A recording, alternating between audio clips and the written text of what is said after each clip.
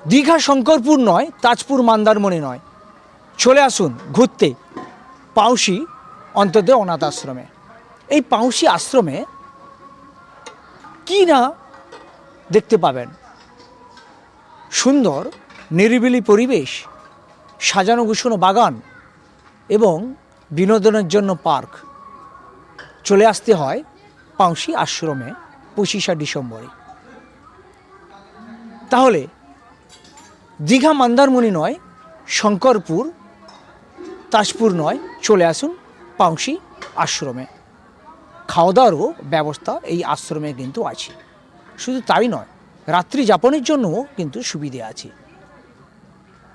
তাই কোনো চিন্তাভাবনা না করে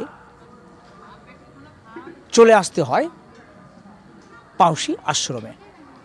দীঘা থেকে শঙ্করপুর, মন্দারমণি থেকে তাজপুর, আমরা জানি এই পর্যটনগুলো বেড়ানোর জায়গা, কিন্তু না সামনে 25 ডিসেম্বর কিংবা 1 জানুয়ারি ঘুরে আসুন নিরিবিলি পরিবেশ, সুন্দর জায়গা পাউশি আশ্রমে। কি নেই, সুন্দর বাগান, ফুলে ফুলে ভরা বসার জায়গা থেকে দোলনা সবই পাবেন এই জায়গাতে। না দেখলে বুঝতে পারবেন না, এত সুন্দর পরিবেশে বেড়ানোর জায়গা। না ভেবে চলে আসতেই হবে পাউশি আশ্রমে। খাওয়া দাওয়া থেকে থাকা সবই ব্যবস্থা আছে এবং সেটা মধ্যবিত্তদের নাগালের মধ্যেই।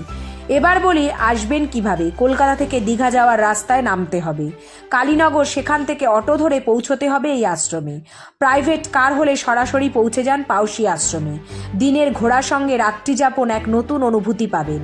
তাহলে চলে আসুন 25শে ডিসেম্বর কিংবা 1 জানুয়ারি এই বেড়ানোর জায়গায়। পাউশি থেকে অংশুমানের রিপোর্ট।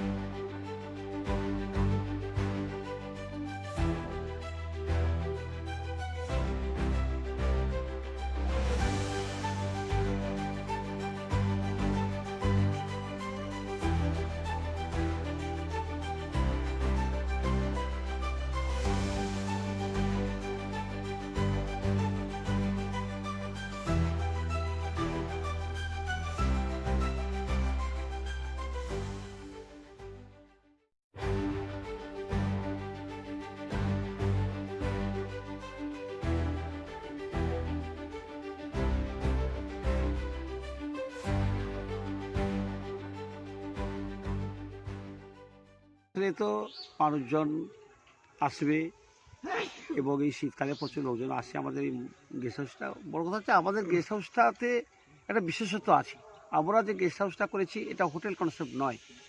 একবারে যে আসবে সে মনে করতে পারবে যে আমি আমার নিজের জায়গাতে এসেছি। সেই এনভায়রনমেন্ট এমনভাবে ওখানে তৈরি করা আছে, এটা ওদের প্রত্যেকের ভালো লাগে। যে একবার এসেছে বারবার আমাদের কাছে এসেছে, এটা হচ্ছে আমাদের অন্তদের গেস্ট হাউসের বিরাট অ্যাচিভমেন্ট। এবং বয়স্ক পরিবারকে নিয়েই একটা উপযুক্ত জায়গা ওটা আমি মনে করি। তাছাড়া আমাদের আশ্রমের আরও অনেক জায়গা আছে, যেমন বীরভূমে আছে, বর্ধমানে আছে, সোনারপুরে আছে, মুকুন্দপুরে আছে।